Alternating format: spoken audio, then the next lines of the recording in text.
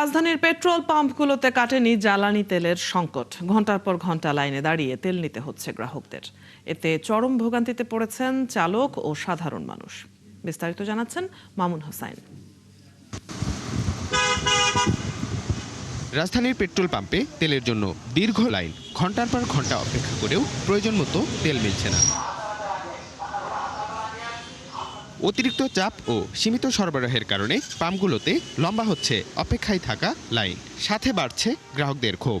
7টার সময় আসছি, এখন পাচ্ছি 10টার সময়।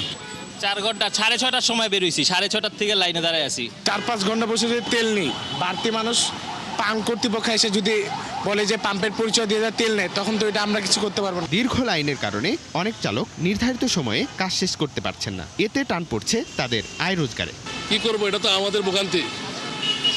সাধারণ ভোক্তার কোনো দাম নাই তো, নিতেই হচ্ছে যত কষ্টই হোক না কেন। প্রায় 1.5 ঘন্টার মতো অপেক্ষা করার পরে এখন হয়তো বা বাজে 10টার মতো, তো এখন হচ্ছে পাম্প পর্যন্ত আমরা পৌঁছাতে পেরেছি। জ্বালানি তেলের সংকট দ্রুত দূর করার অপেক্ষায় মানুষ। মামুন হোসাইন, 71, ঢাকা।